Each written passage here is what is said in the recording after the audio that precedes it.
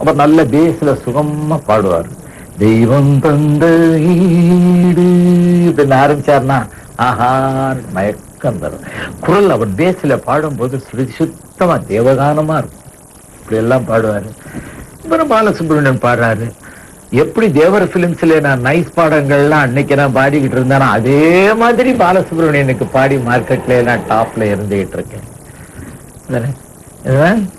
Rakkamma Kaiyathattu net போட்டு டக்கு டக்கு டக்குன்னு சத்தம் முடியாது. ராக்கம்மா கையத்தட்டு அப்படின்னு எல்லாரும் ஆடுறாங்க. ஒரு இளமை உணர்வுகளை தூண்டி விடுவதுதான் இன்றைய பாட்டு. நீங்க கண்ணதாசன் சாரோட நெருங்கி பழகிருக்கீங்க. அவருடைய குணாதிசயங்கள் ஏதாவது கொஞ்சம் சில வரிகள் சொல்ல முடியுமா? ஒரு கச்சேரிக்கு நான் சேலத்துக்கு போயிருந்தேன். அங்க துவாரகா ஹோட்டல்னுட்டு ஒரு ஹோட்டல், 14ஆம் நம்பர். இந்த கார்னர்ல 16ஆம் நம்பர், இது 15ஆம் நம்பர். இந்த 14ஆம் நம்பர் ரூம்ல நான் தங்கி இருக்கேன். எப்போது 15ல தான் தங்குறது. யாரோ வந்து தங்கி இருக்காங்கன்னுட்டு இந்த ரூம்ல தங்கி இருந்தேன். பாவாயம்மான்ட்டு ஒரு கச்சேரி முருகன் கோயிலுக்காக ஏற்பாடு பண்ணியிருந்தாங்க. காலையில 9 மணிக்கு நான் குளிச்சுட்டு இதெல்லாம் போயிட்டு வெளியே வந்து கதவை திறந்து பார்த்தேன்.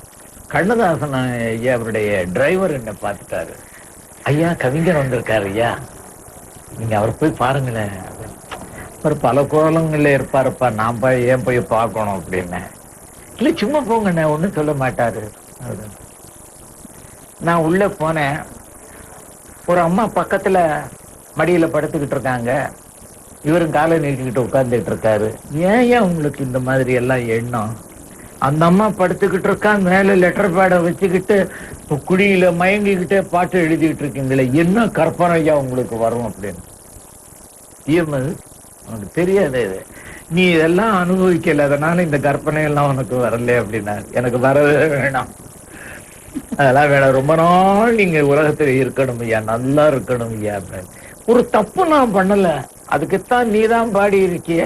எல்லோரும் நலவாழ நான் பாடுவேன், நான் வாழ யார் பாடுவார். பாவி, எல்லாரும் சந்தோஷமா இருக்கிறது நான் பாட்டு கொடுத்துருக்கேன். நான் சந்தோஷமா இருக்கிறது எவன்டா பாட்டு பாடுறான்? கண்ணதாசன் தப்பு செய்யறான், தவறு செய்யறான் அப்படின்னா எல்லா யோசிச்ச பசங்களும் என்ன சொல்றாங்க. நான் இதை மனசுல வச்சுக்கிட்டு தவிக்கிறேன். ஏடா நீ தப்பு பண்ணல, நீ ரொம்ப நல்லவனா, நெஞ்ச தொட்டு பாடுறா. நீ உடனே கிண்டல் தொடுது. எல்லாரையும் பார்த்துட்டு நீங்கள் அத்தனை பேரும் உத்தமர் தானா சொல்லுங்கள். இதனாலதான் ஏன் வந்தது, இந்த தமிழுக்காகத்தானே ஐயா நான் இப்படி பண்ணிட்டு இருக்கேன் அப்படின்னு சொன்னாரு. அவ்வளவு பெரிய மேதை. தான் கெட்டாலும் நல்லது செய்யணும் அப்படின்னு நினைச்சாரு. கெட்டா தப்புங்கிறது தெரியுது, குடியினாலே எவ்வளவு தப்புங்கிறது அவரே எழுதியிருக்காரு, அவரே சொல்லியிருக்காரு. அப்பேற்பட்டவரே குடிச்சாருன்னா தமிழை வளர்க்கறதுக்கு, கற்பனை பண்றதுக்கு, தன் இந்த மனசு என்கிற கடிவாளத்தை அடக்கிறதுக்காக, கற்பனை வளத்தை பெருக்கிறதுக்காக அவர் தப்பு செஞ்சிட்டாரு. இன்னொரு 10 வருஷம் இருந்திருந்தா எத்தனை தத்துவமான பாடல்கள்லாம் இந்த உலகத்துக்கு கிடைச்சிருக்கு. இவருக்கு கடன் ரொம்ப ஜாஸ்தி ஆயிருச்சு. இவருக்கு கஷ்டம் வந்துருச்சுன்னா தன் அண்ணன்கிட்ட போய் அந்த கடனை சொல்லி அந்த பணம் வாங்கி கொடுப்பாரு. ஒரு சம்பந்தம் ஒரு நேரம் வந்து வாரண்ட் வந்துருச்சு, பணம் ஒரு 3000 ரூபாய் பணம் கொடுக்கணும். அந்த பணம் கொடுக்கறதுக்கு வழகை இல்லாம, அண்ணன் இந்த மாதிரி வாரண்ட் வந்திருக்குன்னே ஒரு 3000 ரூபாய் கொடுக்கணும் அப்படின்னு ஏஎல் சீனிவாசன் அவருடைய அண்ணாரு அவர்கிட்ட கேட்டாரு. போய் போடா, எப்ப பார்த்தாலும் இதே வேலையா போச்சு, நான் பணம் இல்லடா போடா அப்படின்ட்டாரு. அப்படியா, சரி அப்படின்ட்டு வந்தார். ஒரு கம்பெனிக்கு போனாரு. ஒரு சிச்சுவேஷன், இந்த மாதிரி பணம் இல்லைன்னா இந்த உலகத்துல ஒண்ணுமில்லை, ஒத்தனும் மதிக்க மாட்டான் அப்படின்னு ஒரு சிச்சுவேஷன். இதுல யார் இருந்து என்ன ஏதோ உதவி பண்ண போறாங்க அப்படின்னு சொன்னா, இப்ப பணம் வேணுட்டா உனக்கு பாட்டு ஒண்ணு, என்னடா சிச்சுவேஷன் சொல்றா அப்படின்னு சொன்ன உடனே இந்த மாதிரி இருக்கு சிச்சுவேஷன். அண்ணன் என்னடா தம்பி என்னடா அவசரமான உலகத்துல பாட்டை எழுதி கொடுத்தாரு. 3000 கொடுத்தாரு, இந்த வாரண்ட்டுக்காரன்ட்டு கொடுத்தாரு. அதாவது கற்பனைகள் அந்தந்த நேரத்துக்கு வந்து எழுதக்கூடிய ஆற்றல் அவருக்கு இருந்தது. ஏன் பிறந்தாய் மகனே, ஏன் பிறந்தாய், இல்லையொரு பிள்ளை என்று ஏங்குவோர் பலர் இருக்கு, இங்கு வந்து ஏன் பிறந்தாய் செல்வ மகனே. இது எல்லார்ட்டையும் போய் இந்த மாதிரி தனக்கு வந்து ஒரு பிள்ளை இல்ல, தனக்கு ஒரு பிள்ளை பிறந்திருக்கான், நான் ரொம்ப மோசமா இருக்குன்னு ஒரு பாட்டு எழுத சொன்னா, அதான் நான் ரொம்ப ஏழையா இருக்கேன்டா, நான் வாழ்றதுக்கே வழி இல்லாத வேண்டாம், இந்த நேரத்தில் நீ ஏன்டா எனக்கு பிள்ளையா பிறந்துட்டு, இப்படிதான் கற்பனைகள் வரும். 10 புலவர்கிட்ட கொடுத்தா 10 பேரும் இதே மாதிரி எழுதுவோம். 11வது ஆசாமி கண்ணதாசனுக்கு கொடுத்தா இந்த மாதிரி வரும். ஏன் பிறந்தாய் மகனே ஏன் பிறந்தாயோ. பாட்டு பாடுறதுலயும் ஏன் பிறந்தாய் மகனே ஏன் பிறந்தாயோ, இல்லை ஒரு பிள்ளை என்று இறங்குவோர் பலர் இருக்க, இங்கு வந்து ஏன் பிறந்தாய் செல்வ மகனே. இதுவும் பாட்டுதான். அதே ஏன் பிறந்தாய் மகனே ஏன் பிறந்தாயோ, இல்லை ஒரு பிள்ளை என்று இறங்குவோர் பலர் இருக்க, இங்கு வந்து ஏன் பிறந்தாய் செல்வ மகனே. இதுதான் பாவம். உணர்ச்சி பாவத்தோட பாடுறது. இந்த பாவம் கொடுத்தன ஒரே டேக் தானே அது நம்ம பாடினது. எம்.எஸ். விஸ்வநாதன் ஒரே தடவை பாடினேன், ஐயா மறுதடவை ஒன்னால பாட முடியாது, ஓகேன்னாரு ஃபர்ஸ்ட் டேக்ல. அது மாதிரி உணர்ச்சியோட பாடுறது. கவிஞருடைய வார்த்தைகள் அந்த மாதிரியா இருக்கும். ஒரு இடத்துல வந்து இவர் வந்து ஒரு பாட்டு சொல்றதுக்காக அது பாடு எஸ்.எஸ்.ஆர். பாடுறதுக்காக போயிருந்தேன். புகழேந்தி வந்து உட்கார்ந்துருக்காரு.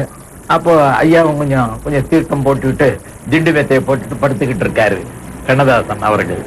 நான் பாட்டு ரிஹர்சலுக்கு போய் உட்கார்ந்தேன். புகழேந்தி சார் எனக்கு பாட்டை சொல்லி கொடுக்கிறாரு. கடவுள் மனிதனாக பிறக்க வேண்டும், அவன் காதலித்து வேதனையில் சாக வேண்டும். நான் கேட்டுக்கிட்டேதான் இருக்கேன் பாடாம. பல முறை பாடிட்டாரு அவரு. கவிஞருக்கு பொறுக்கல. நான் பாடுறேன், நான் 5 தடவை பாடிவிட்டாரு, பாடாம இருக்கிற பாடுவையா அப்படின்னாரு. இல்ல அதுல எனக்கு ஒரு ஒரு டவுட் இருக்கு இந்த பாட்டுல. அப்படி என்னையா கண்ணதாசன் பாட்டுல டவுட்? இந்த பாருங்க, இவன் முட்டாள்தனமா காதலிச்சுட்டான், காதல்ல தோல்வி அடைஞ்சுட்டான். உடனே கடவுளை பார்த்து இவன் சொல்றான், கடவுளை நீ என்ன போல காதலிக்கணும், அந்த வேதனை அந்த பிரிவு தாங்க முடியாம நீ சாகணும் அப்படிங்க. சாக போறது இவன் தான், அந்த கடவுள் இல்லை. என் வாயில அந்த கடவுளை சாகணும்னு சொல்ல மாட்டேன் அப்படின்னு. ஐயா மிருகபக்தரை வாட வேண்டும் எழுதிக்கையா அப்படின்னு. இந்த காலத்து புலவர்கள்கிட்ட இந்த மாதிரி நான் மறுத்து பேசி இருந்தால் பாடிட்டு போய் பேசாம விட்டுருவான்.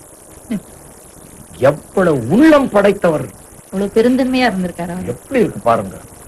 நீ இதுக்கு மேல சொல்லாத, பாட்டு நான் எழுதியிருக்கேன். இத மனுஷன் தான் சாக போறான், கடவுள் சாக போறது இல்லைன்னுட்டு என்ன அருமையான வார்த்தையை சொல்லிவிட்டேன். அதனால வாட வேண்டும் அப்படியெல்லாம் சொல்லுவாரு. அதே மாதிரி வீடு வரை உறவு, வீதி வரை மனைவி, காடு வரை பிள்ளை, கடைசி வரை யாரோ நடித்தார். எனக்கு அது தாங்கல்ல. நான் நடிச்சிருக்கேன்ல, பட்டணத்தார்ல நடிச்சிருக்கேன்ல. அத்தமும் வாழும் அகத்து மட்டே, விழி அம்புழுக நெத்திய மாதரும் வீதி மட்டே, விம்மி விம்மி இரு கைத்தலன் மேல் வைத்த அழுவும் மைந்தரும் சுடுகாடு மட்டே, பற்றி தொடரும் இருவினை புண்ணிய பாவமே. காப்பி அடிச்சா ஒழுங்கா காப்பி அடிக்கணும் கவிஞர. பட்டணத்தார்ல நான் நடிச்சிருக்கேன்.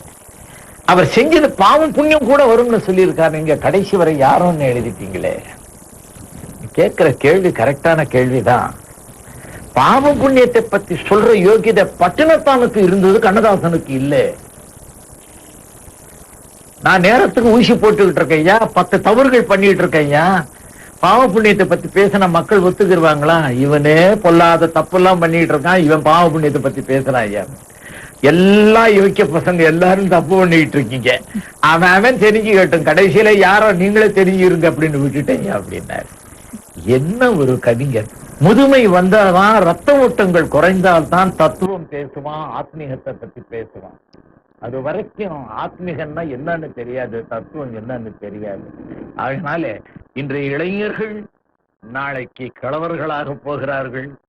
அப்ப தத்துவம் பேச வேண்டாம், இப்பவே தத்துவத்தை தெரிஞ்சுக்கிட்டா நாளைக்கு கிழவனானாலும் குமரனாக இருக்கலாம். அதற்கு அடியேன் தான்